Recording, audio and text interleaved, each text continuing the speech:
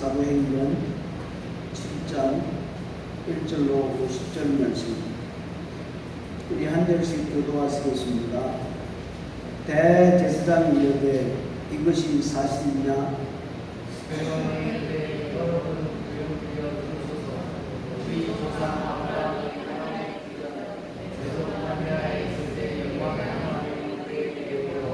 이르시되 네 고향과 친척을 떠나 내가 네게 보일 땅으로 가라 하시니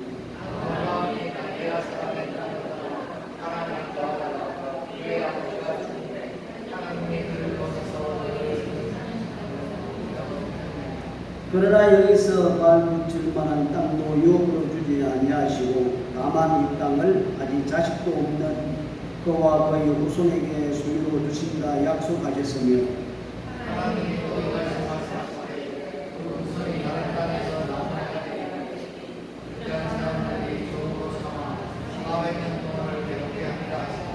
또 이르시되 종 삼는 나라를 내가 심판하리니 그 후에 그들이 나와서 이곳에서 나를 섬기리라 하시고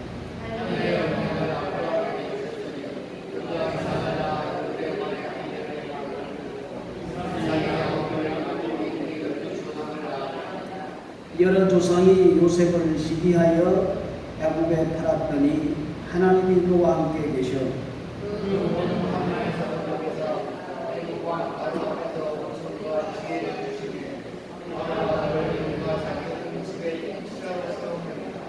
아멘. 하나님 아버지, 오늘 이 시간도 저희들 주님 앞에서 싸우니 말씀을 통하여 권면해 주시고 깨달지 못한 것들을 깨닫게 하시고 성령의 지혜를 얻어서 이 말씀을 우리의 삶 속에 실천하며 날마다 때마다 승리하며 살아갈 수 있도록 우리 주님 오늘 이 시간도 역사해 주시옵소서. 예수님의 이름으로 기도드렸습니다. 아멘. 우리 사도행전을 누가 기록했습니까? 허사 누가가 사도행전을 기록했는데 이 대부분 이 1장부터 12장까지가 베드로의 설교가 많이 실려져 있고요. 그리고 13장부터 28장까지는 바울의 설교가 많이 실려져 있는데 오늘 이 사도행전 7장은 스데반의 긴 설교의 내용이 실려 있습니다. 이 스데반은 처음이자 마지막 설교를 하고 순교를 당합니다. 한마디로 말해서 이 설교는 유언이라 이렇게 볼 수가 있습니다. 생각해 보면 스데반은 사내들이 공의 앞에 섰을 때에 아하, 내 생애가 이제 마지막이구나 하는 그런 생각을 아마 가졌던 것 같습니다. 베드로와 요한이 사내들 공의에서 성령의 충만을 받고 담대하게 예수님이 부활했다는 것을 저들에게 선포했던 것을 볼 수가 있듯이 오늘 또 이 스데반은 성령의 충만함과 지혜의 충만함으로 예수님을 심판하고 예수님을 십자가에 못 박게 했던 대제사장 가야바 앞에서 또 제사장들 앞에서 담대하게 이렇게 말씀을 선포하는 모습을 볼 수가 있습니다. 정말 성령의 충만함은 예수 그리스도의 사랑과 은혜와 그리고 예수 그리스도가 죽음에서 부활을 했다는 것을 확신을 가지고 선포하는 것 같습니다. 그래서 스데반의 얼굴이 어떤 얼굴이었습니까? 이 천사의 얼굴과 같았더라 이렇게 말씀을 하는데 성령의 충만을 받고 말씀을 선포할 때에 아마 스데반 마음속에는 원수들을 두려워하지 아니하고 미워하지 아니하고 죽음도 두려워하지 않는 그 믿음을 가지고 말씀을 선포했던 것을 볼 수가 있습니다. 그래서 오늘 이 사도행전 7장에 선포한 이 말씀이 우리 기독교의 정말 아주 기본적인 핵심적인 하나의 신학이나 교리라 이렇게 볼 수가 있거든요. 그래서 사도 바울은 이 내용을 기초로 해서 신학을 정리시키고 방법으로 말씀을 선포했던 것을 볼 수가 있습니다. 스데반은 한 번 설교하고 죽었지만은 그 설교의 내용이 기반이 되어서 바울은 많은 곳에서 말씀을 선포하고 신학적으로 토대를 세웠다 이렇게 볼 수가 있습니다. 참 오늘 이 말씀을 보면서 우리들도 어려운 이 시대에 성령과 지혜가 충만하며 살아가야 되겠다 하는 생각을 가져봅니다. 여러분, 스데반이 대제사장들과 바리새인들, 사두개인들 앞에서 이 말씀을 선포하고 증거할 때에 자기의 죽음에 대해서 전혀 걱정 없이 죽으면 죽으려는 각오로 말씀을 선포하는 것을 볼 수가 있습니다. 결국 핵심은 뭐냐 하면은 예수가 우리를 구원하는 구원자다, 구세주다 라는 것을 선포하기 위해서 제일 먼저 무엇을 도입을 시켰느냐? 이스라엘의 역사를 도입을 시켰습니다. 또 이스라엘 역사를 도입시키면서 누구를 끄집어냈습니까? 아브라함. 이스라엘 백성들은 아브라함을 자기의 조상이라고 생각을 하는군요. 존경하는 분. 우리나라 같으면 누굴 이야기합니까? 이순신, 세종대왕. 아무튼 이 이스라엘 백성은 이 아브라함 자기 조상으로 섬기고 존경하고 모든 사람이 허무하는 사람이기 때문에 이 스데반이 설교를 할 때에 말씀을 선포할 때에 예수가 당신을 구원해주는 구세주다 이렇게 지적하지 않고 이 아브라함을 걸충원 내어서 사람들이 호감을 가질 수 있도록 자기의 말을 들을 수 있도록 시작했던 것을 볼 수가 있습니다. 왜 스데반은 아브라함을 걸충원했느냐? 두 가지 이유라 이렇게 생각합니다. 한 가지 이유는 이스라엘 백성이 아브라함을 존경하고 자기의 조상으로 여기고 있기 때문에 그분에 대해서 이야기하는 모든 사람이 다 잘 들을 것이다 라고 이렇게 아브라함을 드러나거든요. 그래서 마태는 뭐라고 합니까? 아브라함과 다윗의 자손 예수 그리스도의 세계라고 이렇게 시작을 하고 있지 않습니까? 그러니까 얼마든지 관심을 가질 수 있다는 겁니다. 그리고 두 번째로는 이 스데반은 아브라함을 통해서 성도들의 신앙을 보았다는 말씀입니다. 아브라함을 통해서 믿음의 사람의 신앙을 보았다는 겁니다. 쉽게 생각하면은 기독교 신앙의 모델이 되었다. 모델을 하나 소개해준다 이렇게 볼 수가 있습니다. 그래서 스데반의 이 성경한 이 내용을 가지고 사도 바울은 이걸 발전시켰습니다. 그래서 아브라함의 신앙이 곧 바울의 신앙인 것을 볼 수가 있거든요. 왜냐하면 아브라함을 통해서 믿음의 사람들의 신앙을 보았기 때문에 그렇다는 겁니다. 그래서 가장 중요한 믿음의 모델로 제시해 주었다 이렇게 우리는 생각할 수가 있습니다. 그런데 아브라함을 말할 때에 제일 먼저 우리가 떠오를 수 있는 것은 하나님의 약속의 말씀입니다. 하나님의 약속의 말씀입니다. 그 약속에 대한 아브라함의 응답이 곧 믿음이라 이렇게 볼 수가 있습니다. 스데반은 바로 이 문제를 가지고 이야기를 합니다. 아브라함은 하나님의 말씀에 순종하여 어디를 떠났습니까? 고향을 떠났습니다. 이 사건을 들어서 예수 그리스도에 대한 믿음을 설명하고자 이 방법을 선택하고 말씀을 전한다고 볼 수가 있습니다. 보십시오. 아브라함에게서 하나님이 말씀하신 것을 보면 약속이 되어 있습니다. 약속을 합니다.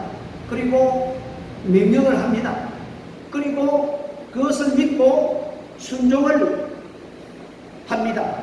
그래서 약속, 명령, 순종 이렇게 해서 약속의 성취가 이루어지는 것을 볼 수가 있습니다. 그래서 우리는 이곳에서 하나님의 성실하심을 우리는 얼마든지 발견할 수가 있고 또 하나님은 여기서 성실하심을 나타내고 있다는 겁니다. 그런데 하나님께서는 아브라함에게 복을 주실 때에 그대로 옛다 복 받으라 이렇게 하지 아니하고 약속으로 복을 주셨던 것을 볼 수가 있거든요. 우리는 이 점을 잊지 말아야 합니다. 마치 사업하는 사람들 현찰이 없으면 뭘 주죠? 어음을 주지 않습니까? 날짜를 정해가지고 며칠까지 되면은 그 어음이 이제 현금으로 된다는 겁니다. 그래서 하나님께서는 아브라함에게 축복을 하실 때에 단장 물질로 축복하거나 건강을 축복하거나 자식을 축복하거나 이렇게 하지 아니하고 약속을 통해서 축복을 해 주었던 것을 볼 수가 있습니다. 그래서 축복은 약속을 통해서 왔다는 것을 우리에게 말씀하고 있습니다. 여러분, 약속에 대해서 우리가 어떻게 생각해야 합니까? 약속이라는 것은 우리가 믿어야 한다는 겁니다. 우리가 약속음을 받을 때에 안 믿고 받습니까? 안 믿고 받습니까? 믿고 그걸 받거든요. 마찬가지로 약속은 미래적인 것이지만 현재 내가 믿음으로 받아들인다는 것을 말씀해 주고 있습니다. 자, 사랑하는 성도 여러분, 하나님께서 아브라함에게 무엇을 약속했습니까? 두 가지를 약속했어요.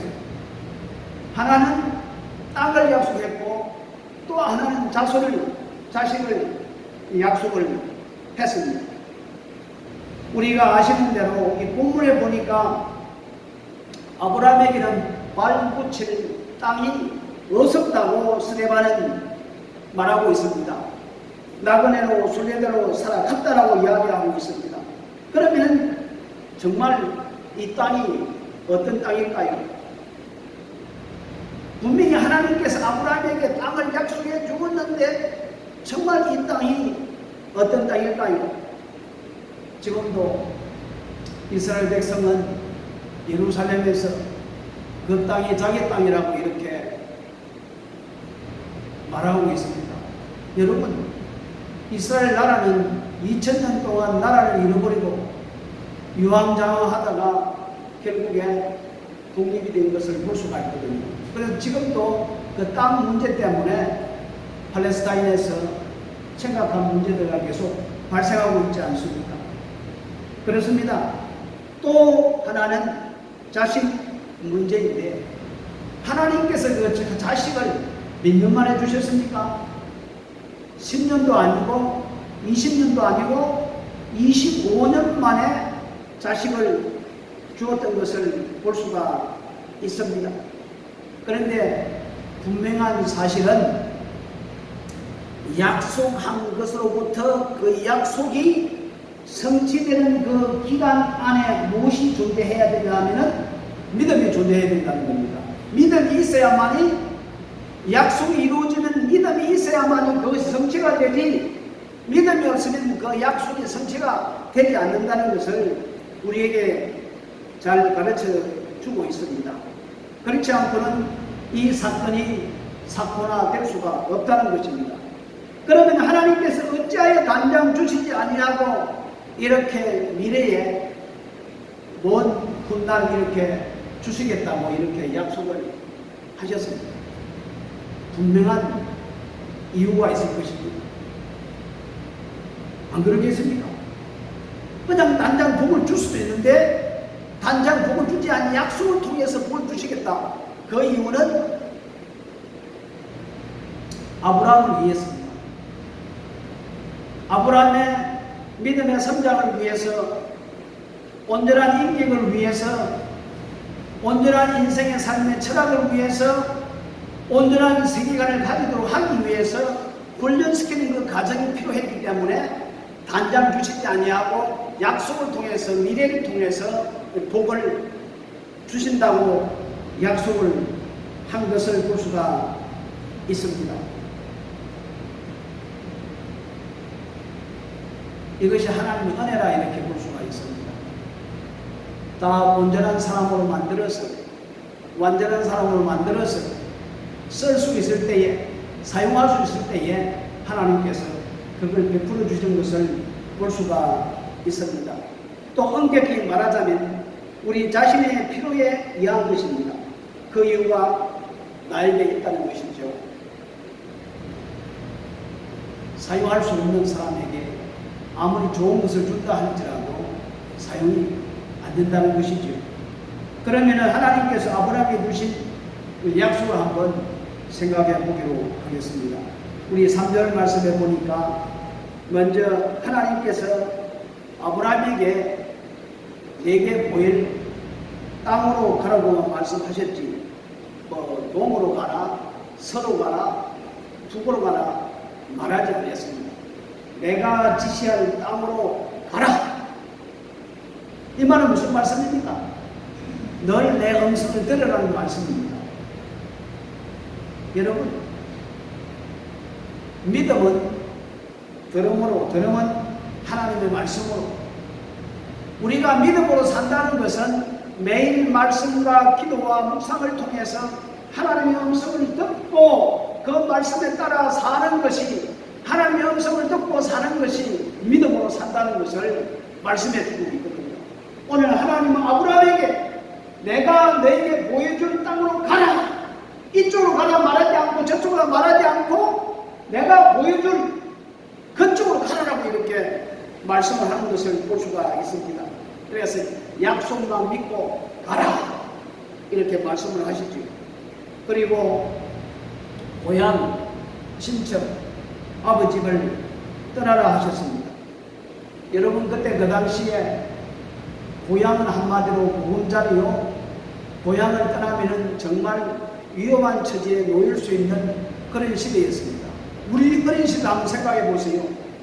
이 동네에 있다가 저 동네로 가면 터세가 있어가지고 맞기도 오고 싸움도 하고 굉장히 위험했던 시절에 우리도 어릴 때 그런 경험을 했거든요. 마찬가지로 아브라함 시대 때도 마찬가지입니다. 자기 고향, 친척, 아비집을 떠난다는 것은 죽음을 각오하고 가야 된다는 것을 말씀해 주고 있습니다.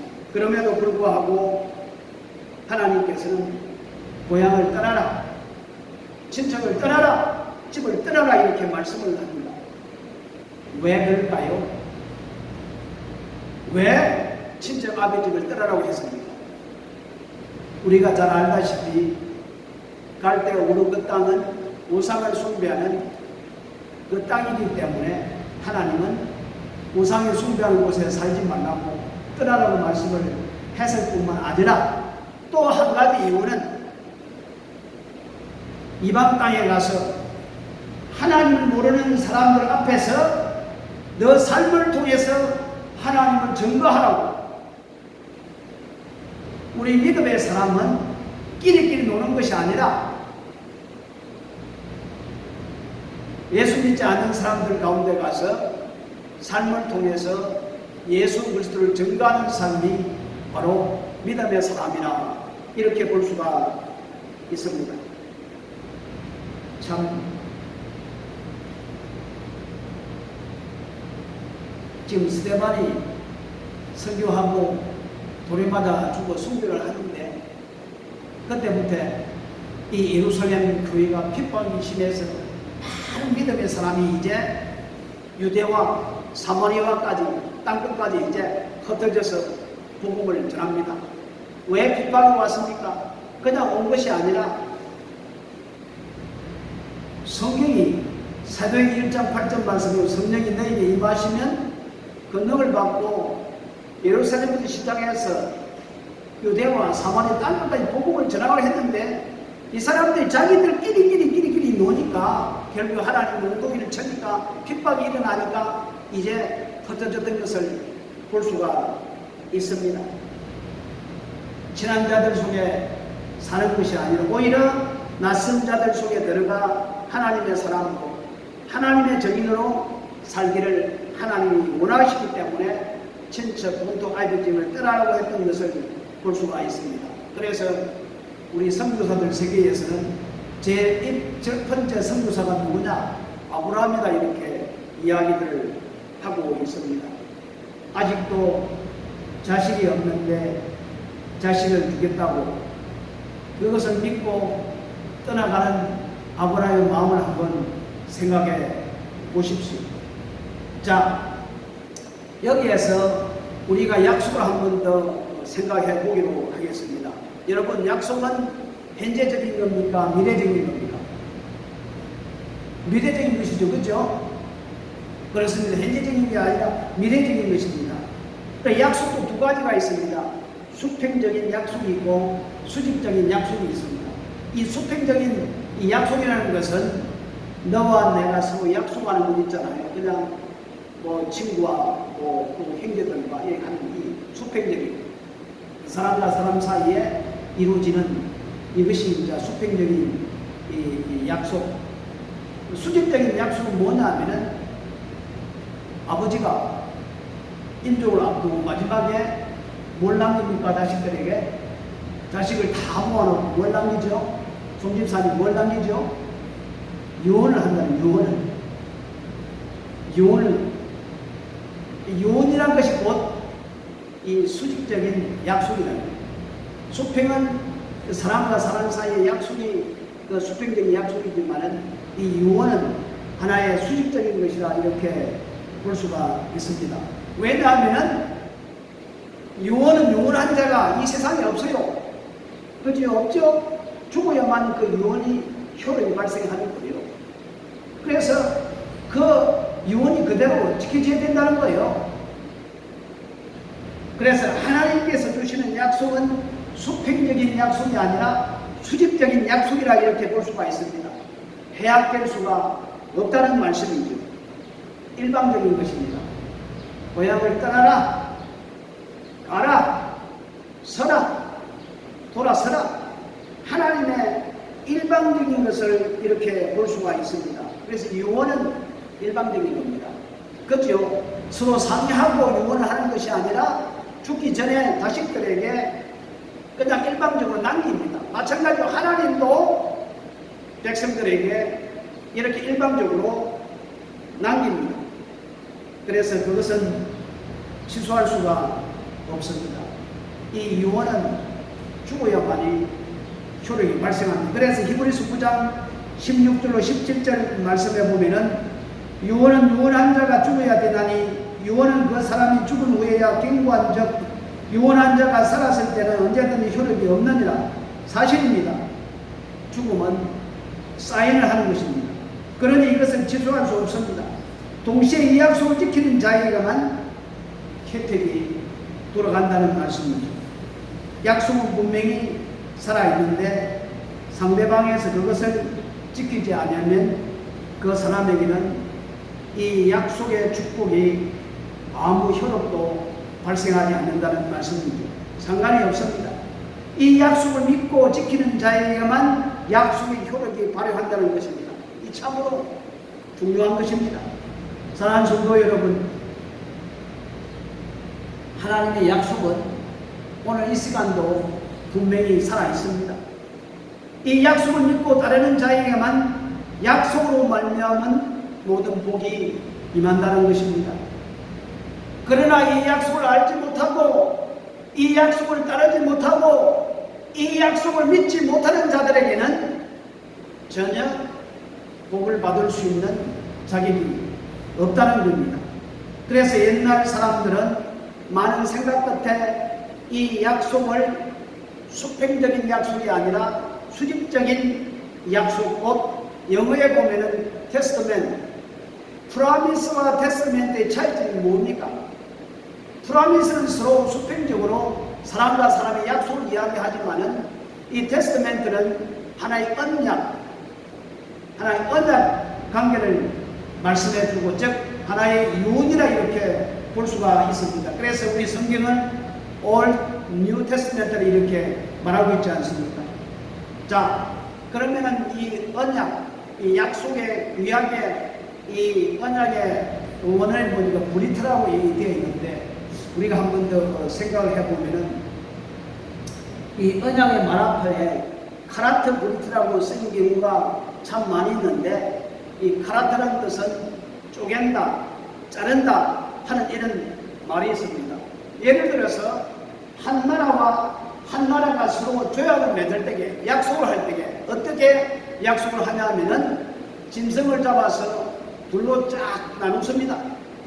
둘로 쫙 나누고 양쪽에다가 딱 똑같이 맞아보게, 이제 자른 것을 맞아보게 서게 하고, 두 정상이, 두 약속한 사람이 그 중앙을 이렇게 지나갑니다.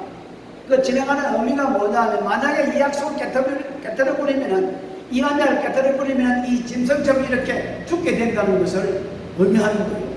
그래서 창세기 15장에 보면은 하나님께서 아브라함에게 3년 된 암염소, 그리고 3년 된 수염소, 또 3년 된 암소, 또 산비둘기, 진비둘기를 잡아서 둘로 쪼개라 했습니다. 그리고 하나님이 그 가운데를 지나갔습니다. 이 말은 무슨 말씀이냐 하면은 약속을 지키겠다는 말씀이거든요. 여러분, 우리 창세기 12장 2절 말씀에 보면은 내가 너로 큰 민족을 이루고 내게 복을 주어 내 이름을 창대케 하리니 너는 복의 근원이 될지라고 약속과 함께 혜택이 보정되어 있습니다. 특별히 하나님께서 네가 이 약속을 지키면 내 후손 가운데 누가 나온다고 말씀하고 있습니까? 메시아가 나올 거라고 약속을 합니다. 중요하고도 엄청난 혜택을 주시겠다는 겁니다. 하나님께서는 아브라함과 사라에게 여러 차례 이런 약속을 하셨습니다. 고향을 떠날 때, 그리고 자식을 얻을 때, 그리고 아브라함이 모리아산에서 이삭을 제물로 드릴 때도 하나님은 약속을 해 주셨는데, 그 약속이 내 후손 가운데 메시아 그리스도가 나올 것이라고 약속을 해 주셨습니다. 그런데 여기에 문제가 있습니다. 이 약속의 명령이 따른다는 겁니다. 이제 문제는 믿음입니다. 아브라함이 이 약속을 어떻게 믿어야 하는 것입니까? 아브라함의 믿음이 어떤 것입니까? 아브라함의 믿음이 뭐라고 생각합니까, 여러분? 아브라함의 믿음은 그의 모든 삶의 일생을 가리켜서 아브라함의 믿음이라 이렇게 볼 수가 있습니다. 성경은 아브라함적 믿음을 다시 말해서 기독교적 믿음으로 설명을 하고 있다는 것입니다. 이 믿음이라는 것은 객관적인 것이 주관적으로 변화된다는 겁니다. 주관적인 것이 객관적으로 변화되는 것이 아니라, 하나님, 내가 병들었으니 병이 나을 줄 믿습니다. 내가 물질이 없으니 하나님이 물질을 주실 줄 믿습니다. 하나님, 지금 코로나 때문에 어려움이 있으니 해결될 줄 믿습니다. 이런 것이 믿음이 아니라는 겁니다. 믿음이라는 것은 하나님의 약속의 음성을 듣고 말씀을 듣고 그 말씀에 따라서 믿고 순종하고 나가는 것이 믿음인 것을 아브라함을 통해서 우리에게 잘 가르쳐주고 있습니다. 그래서 그 약속이 성취될 때까지 수용적 자세, 전적으로 신뢰하는 마음이 있어야 된다는 겁니다. 이것이 믿음입니다. 객관적 사건에 대한, 객관적 약속에 대한 주관적이고 진실한 응답이 바로 믿음입니다. 전적인 위탁이라 이렇게 볼 수가 있습니다. 그래서 아브라함은 어떻게 되기를 바랍니까? 어떻게 될 줄 믿습니까? 늘 하나님의 음성을 듣기 위해 귀를 기울였다는 말씀입니다. 성경에 보면은 물론 100% 인격적으로 좋았다라고 이렇게 표현을 하지 않지만은 아브라함의 삶을 보면은 거의 다 순종했던 삶을 볼 수 있거든요. 그러니까 늘 귀를 기울여 하나님의 음성을 들었다는 말씀인 것을 볼 수가 있습니다. 그래서 하나님의 말씀할 때에 그것을 믿고 나갈 때에 하나님은 그것을 의로 인정하고 여겨주었다고 이렇게 말씀을 하고 있습니다. 여러분, 아브라함의 인생을 한번 보십시오. 하나님의 말씀을 듣고 그대로 따라가는 것이 전부였습니다. 아브라함의 이 믿음은 순종이었습니다. 확신이 아닙니다. 떠나라고 하면 떠나고 가라고 하면 갑니다. 다시 돌아오라면 또 돌아오고 왜가 없습니다. 그래서 순종에는 인내가 따라오겠죠. 오래오래 기다립니다. 그리고 전적으로 신뢰합니다. 바로 이것이 아브라함의 믿음입니다. 또한 아브라함의 믿음은 소망적이요 미래적입니다. 보십시오. 25년 동안 아들을 기다렸던 것을 볼 수가 있습니다. 하나님께서 아브라함을 데리고 나와서 야 하늘을 별을 보라. 너희 자손이 앞으로 이렇게 될 거야. 바닷가의 모래알을 가리켜서 야 앞으로 너희 자손이 이렇게 될 거라. 하나님이 말씀합니다. 아브라함은 그것을 그대로 믿었다는 말씀입니다. 그리고 아브라함의 믿음에는 모험이 뒤따랐다는 것을 볼 수가 있거든요. 그렇습니다. 믿음에는 모험이 뒤따른다는 것을 볼 수가 있습니다.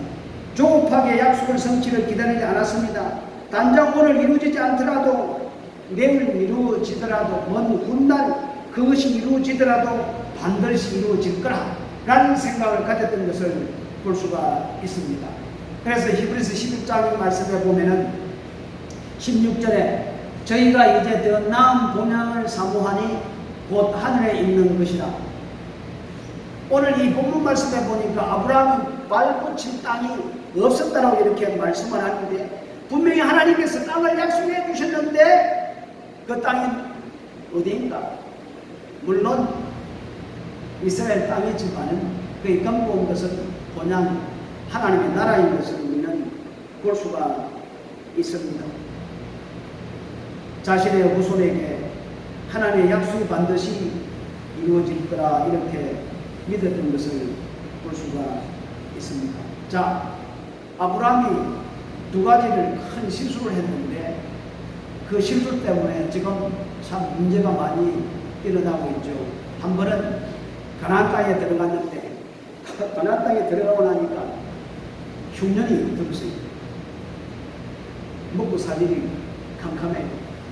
그래서 하나님이 다른 데 가지 말라 했는데 어디로 갔습니까? 애국으로 내려갔지 않습니까? 애국으로 내려갔는데 잘못했으면 자기 부인도 빼앗기고 자기도 죽을 뻔했는데 하나님께서 아브라함과 그의 아내 사라를 보호하고 지키시고 복을 주었던 것을 볼 수가 있거든요. 그 이유 때문에 어떤 일이 발생했느냐? 그의 자손들이 이방 땅에서 400년간 종살이 할 거라, 종살이 할 거라고 오늘 이 스데반이 이야기를 하고 있습니다. 그리고 10년이 지난 후에 아들이 없어 뭘 했습니까? 부인하고 짝짝꿍 해가지고 누구를 취했죠? 하갈을 취했습니다. 결국에 태어난 아이가 누구죠? 이스마엘입니다. 이스마엘 때문에 지금 문제가 이 땅에 얼마나 심각합니까? 결국에 하나님의 음성을 듣고 그 약속을 지켜야 되는데 약속을 지키지 아니하고 옆길로 세어버리기 때문에 그 세어버린 그 이유 때문에 심각한 문제가 생겼던 것을 볼 수가 있습니다. 여러분, 우리가 이것을 한번 생각해 볼 수가 있습니다. 하나님께서 가나안 땅에 가라고 했으면은 풍년이 들든 풍년이 들든 어떤 상황이든 하나님이 책임져 주시지 않겠습니까? 그런데 흉년이 들었다 다른 곳을 이사를 가? 하나님 가지 말라고 했는데 분명히 하나님 가정 위해서는 책임을 줄 것이 아닙니까? 보십시오. 엘리야가 하나님의 음성을 듣고 사렙다 마을 가부를 찾아가지 않습니까? 그리고 가부는 그 하나님의 음성을 듣고 그대로 순종했더니 비가 내리기 전까지 먹을 것이 풍부했다라고 이렇게 말씀하고 있지 않습니까? 분명히 하나님께서 약속을 했으면은 상황이 어떻게 되었든지 간에 하나님이 약속을 했기 때문에 책임져 주신다는 그 사실을 믿고 그대로 있어야 되는데 이방 땅으로 애국으로 이동을 했다는 그 실수 때문에 하나님께서 그 자손들에게 종살이 하게끔 만들었다 이렇게 말씀을 하고 있습니다. 우리 창세기 18장에 보면은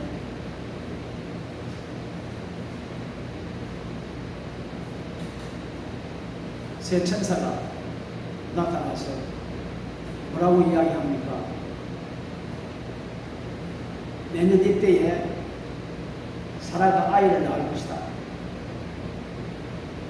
여러분, 사라가 그 말을 듣고 나서 웃었다고 했거든요. 생각해 보세요. 지금 사라 나이가 89, 거의 90세가 다 됐어. 아브라함이 99세, 이제 1년 지나면 100세가 되는데, 아니 이런 나이 든 사람이 애를 낳는다는 거 여러분 생각해 한번 상상해 보십시오. 상상해 보십시오.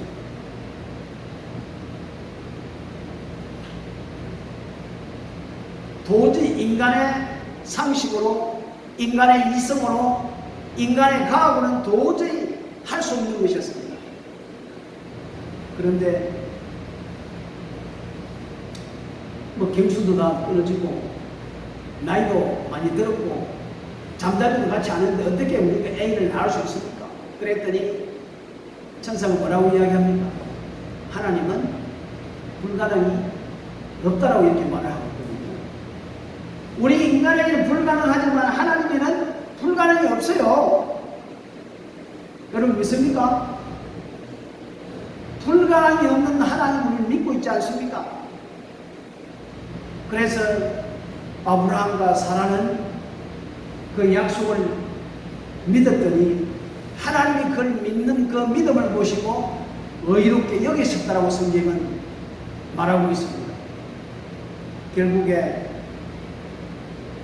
그 믿음대로 이루어졌지요. 기한이 이를 때에 내게로 돌아오리니 사라에게 아들이 있으리라. 이것도 일반적인 약속의 말씀입니다.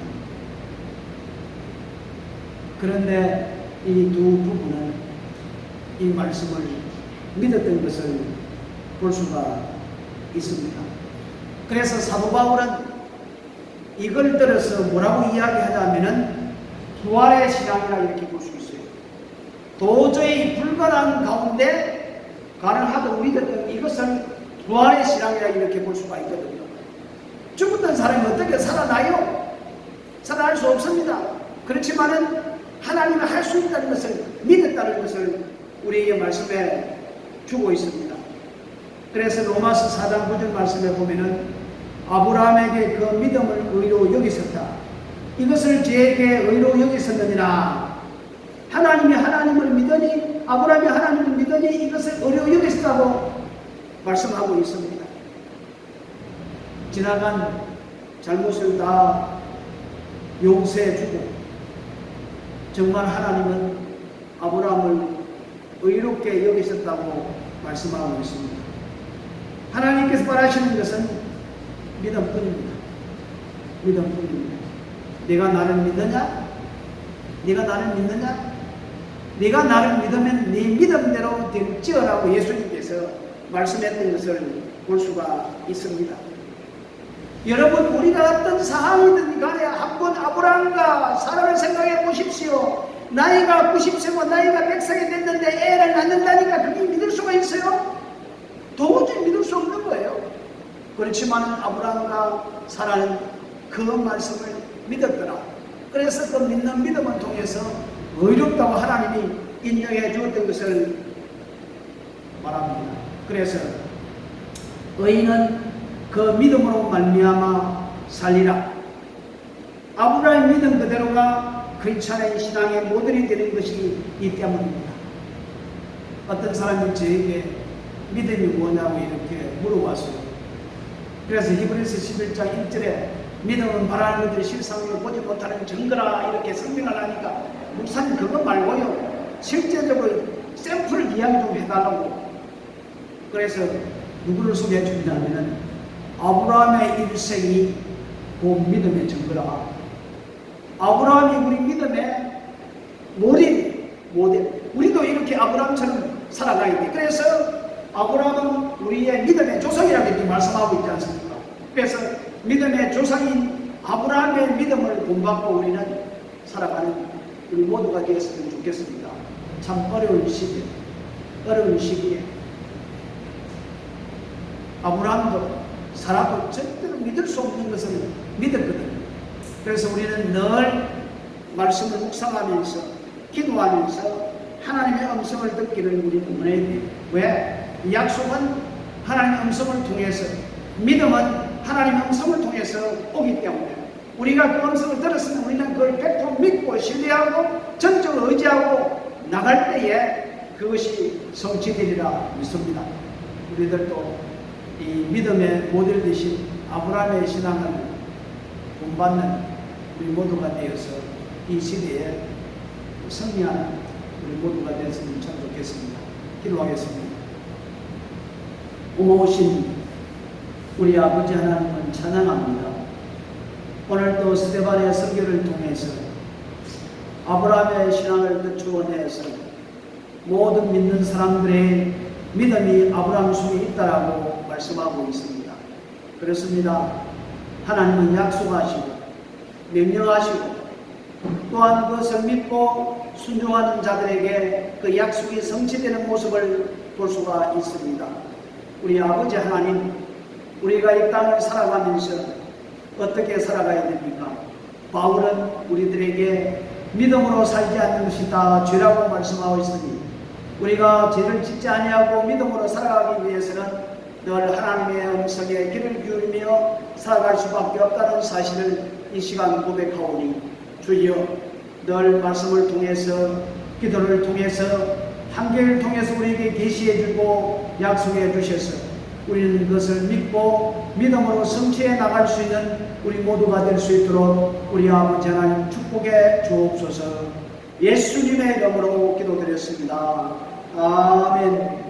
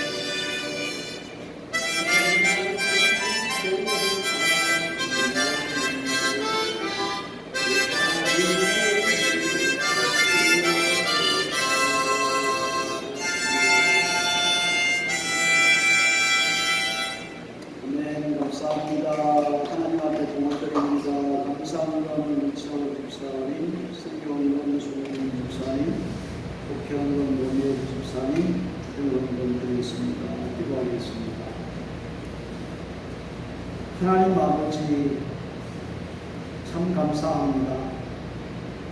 우리 아버지 하나님은 우리들에게 말씀을 통하여 많은 약속을 해주셨고 또 약속한 것은 100% 지켜주시는 우리 아버지 하나님인 줄 믿습니다. 저희들 하나님의 약속에 믿음으로 성취를 맛보며 날마다 때마다 주님의 주신 은혜 가운데 승리하며 살아갈 수 있도록 주여 축복해 주옵소서.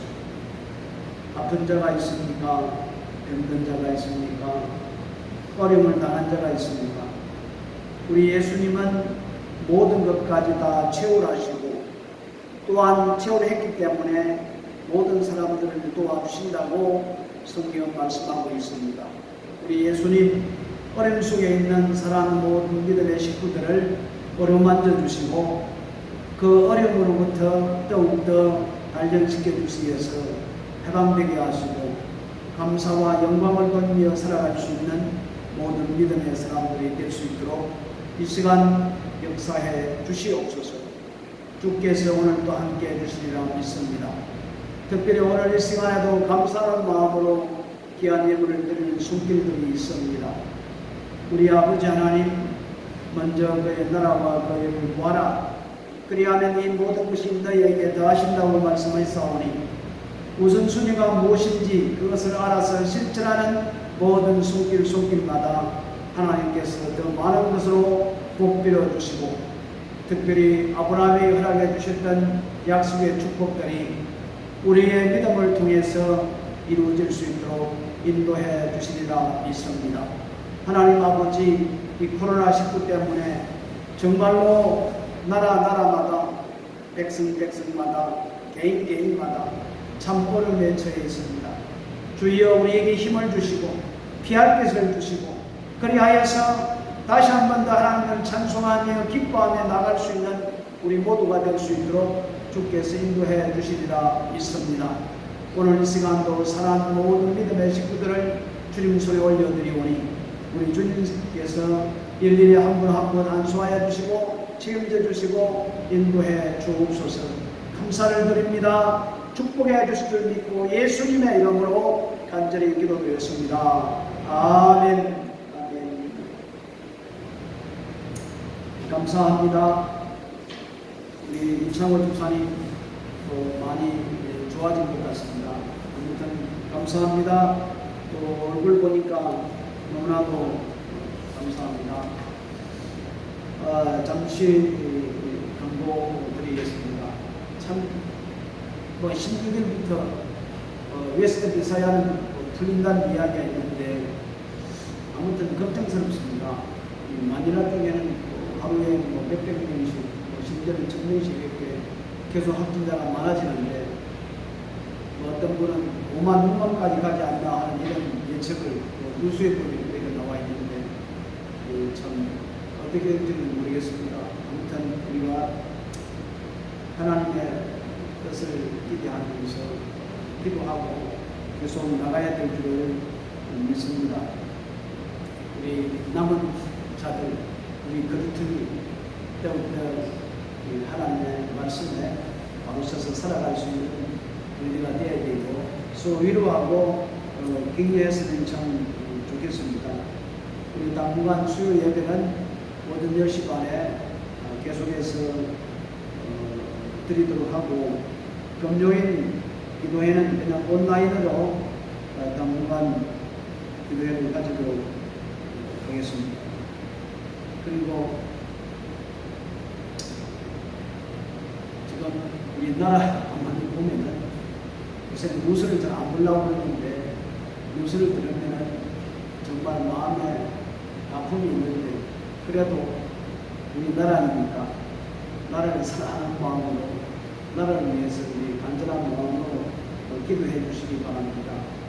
특별히 이 악법이 세워지지 아니하도록 우리 기도하시고 나라가 속히 정화될 수 있도록 우리 기도했으면 참 좋겠습니다.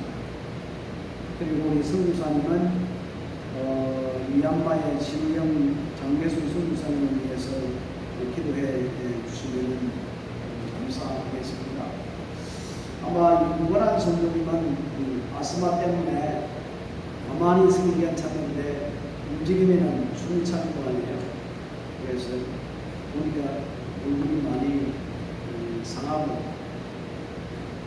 그래도 운동을 좀 하라 이렇게 했는데 아무튼 좀 나아진 것 같습니다. 여러분 기도 많이 해 주시기 바랍니다. 그리고 우리 주일을 보면서 함께 기도해 주시면 감사하겠습니다. 우리 찬송하고 예배 마치도록 하겠습니다.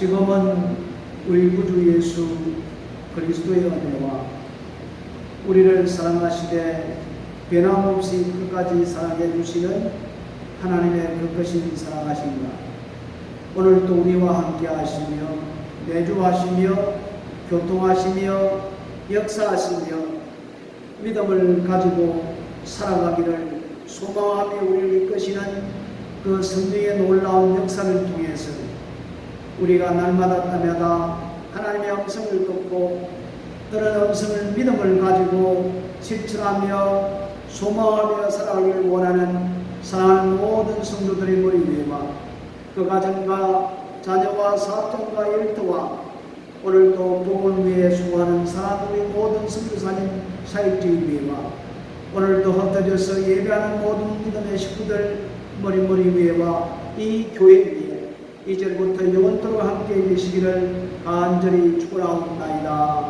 아멘. 아멘.